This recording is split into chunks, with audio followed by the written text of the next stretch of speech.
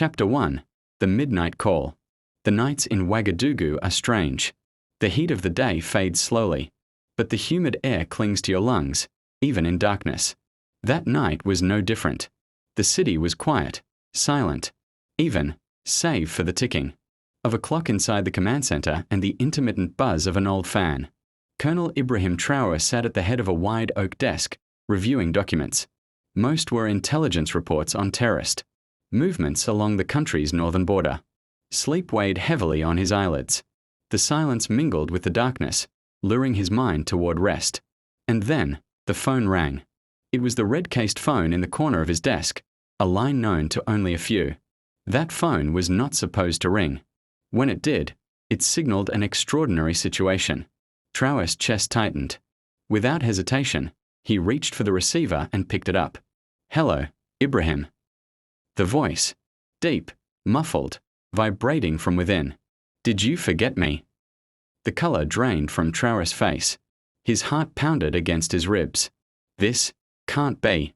Marcel. You're dead." The reply came swiftly. "I never died, brother. I only went silent. But now it's time to speak." Traoré jumped to his feet. The room felt like it had shrunk. His legs trembled, and he clutched the edge of his chair. He knew that voice. Not only did he know it, that voice was his past. Chapter 2. The Death 5 years ago. Marcel Diakite was Traoré's classmate from the military academy. They had sat in the same classrooms, crawled through the same barracks. In every battle, they had fought shoulder to shoulder. There were times when they had saved each other's lives. In fact, Marcel was one of the key reasons Traoré had risen to his current position. But 5 years ago, during a conflict at the northern border, it was reported that Marcel had died in an ambush. His coffin had been sealed. No one saw his body. Yet a state funeral was held. Traoré had held his mother's hand that day. It was a farewell in tears. And now, that voice was echoing in his ears, as if returning from the grave. "You thought I was dead, but I only disappeared. Now the time has come, Ibrahim. The red file has been opened. And your place is still undecided. Are you with me or against me?" Chapter 3. The Red File. After hanging up the phone, Traoré immediately went to the private security room. Behind a door that required fingerprint, retina scan, and a coded key to open were the country's most classified documents. He opened a metal safe covered in sealed security labels. The Red File. This file contained Burkina Faso's darkest contingency plans, not just coup scenarios, but regional chaos simulations, internal collapse strategies, and intelligence on foreign-backed espionage activities. Upon opening the file, he noticed a stamp on several documents that hadn't been there before. Reactivated, Marcel D. Chapter 4. The Coup. Plan that would shake 3 nations. Marcel's voice echoed in his mind. Burkina Faso, Mali, and Niger. The fate of 3 countries will change. Marcel's plan wasn't just a military coup. It was a regional revolution. He aimed to sever all ties with the old colonial systems and establish a new order, one completely independent of the West. But this new system would be built on blood and chaos. Marcel was no longer a soldier. He had become an ideologue. He had written his own manifesto of liberation and gathered loyal militias around him. These men had sworn allegiance to his leadership. Chapter 5. Betrayal from within. One of Traoré's most trusted men, Captain Umar, had been acting strangely. He kept disappearing. His mobile signals couldn't be traced. Important documents were delayed. Satellite reports were being held back. Traoré secretly assembled a team from the Ministry of the Interior. After days of surveillance, they discovered that Umar was regularly meeting in a forest near the western border. In one of the surveillance photos, a masked man appeared. It was Marcel. There was no longer any doubt. Marcel was not alone. Chapter 6. The Deadly Choice. When Colonel Traoré returned to his office at headquarters, his hands were trembling. On one side, a ghost from the past. On the other, the fate of the state. Voices inside him clashed. He was your brother. But what is he now? He looked out the window. The city lights burned defiantly into the night. Beneath those lights were millions of people. some sleeping, some working, some waiting for dawn. All of them depended on a decision from one leader. There were two choices. 1. Stand with Marcel, destroy the current order in the name of a deep-rooted revolution, and build a new system written in blood. 2. Or stop Marcel, put his former friend in the crosshairs, and kill the man he once called brother. Traoré wasn't just making a political decision.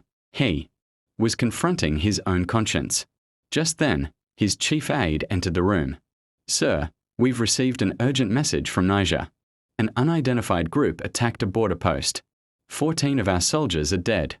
And a message was left behind." Traoré narrowed his eyes. What kind of message? The aide handed him a piece of paper with trembling hands. It contained a single sentence. "Red file. Chapter 1 has begun." Chapter 7. Shadow Talks. Traoré immediately dispatched 2 special couriers, one to Mali, the other to Niger. These men carried coded messages. Their sole mission, to arrange a secret meeting with the presidents of both nations. 3 days later, in the middle of the Sahara Desert, inside an abandoned French radio station, the 3 leaders came together. Mali's President Goïta spoke first. "Our enemy is not from the outside. He is from within. And this man, Marcel, he is no longer a ghost. He is a bloody reality." The president of Niger nodded. "Some sources claim he's training armed units in the south of West Africa. He's using some kind of mystical rituals to manipulate them. He's built a fanatical army." Traoré slammed his fist on the table. "This is madness. We have to stop him. But we must be careful. We cannot let him become a hero in the eyes of the people." A moment of silence. Then Goïta asked, "So how do we find him?" Traoré narrowed his eyes. "I'll let him find me." Chapter 8. Brotherhood and Revenge. Traoré put his plan into motion. He leaked false information about the Red File to the press, as if part of it had been exposed. The world media turned its focus to Burkina Faso. Small protests broke out. Some journalists disappeared. Chaos was in the air. There was no way Marcel would stay silent. Sure enough, a few days later, a video was released. In the darkness, a masked man appeared. And the voice was unmistakable. "I am Marcel Diakite. I did not die. I've awakened. These lands will be reborn. And I will take the first step. Ibrahim, we will meet." At the end of the video, there was a childhood photo of Traoré. Beneath it, the words, "Only one of us will survive." Chapter 9. The Final Meeting. The meeting location was set. The old dam lake outside the city, the place they had discovered together as children. It had once been a sanctuary of innocence. Now it would become the stage of a bloody ending. Traoré brought only a single sniper and a radio.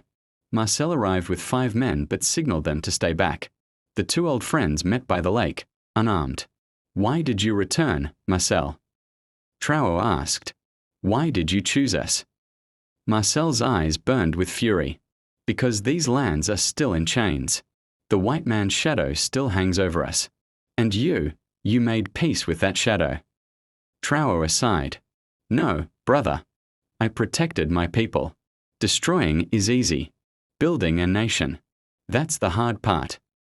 A moment of silence. Then came a sharp cry, almost like a gunshot. It was an owl. The night darkened. Marcel suddenly straightened up. "This is your last chance. Join me, or be buried." Traoré lowered his head. Then, "Farewell, brother." In an instant, the 2 men stepped back. And then, a single gunshot echoed across the lake. Chapter 10. The final chapter written in blood. The next morning, state television interrupted its programming for a special announcement. The presenter spoke with teary eyes but a firm voice. "President Colonel Ibrahim Traoré has successfully eliminated one of the greatest internal threats in the country's history. Marcel Diakite, whose fake death 5 years ago triggered a wave of chaos, has been found and neutralized." Traoré's face appeared on the screen. His eyes were tired, but proud.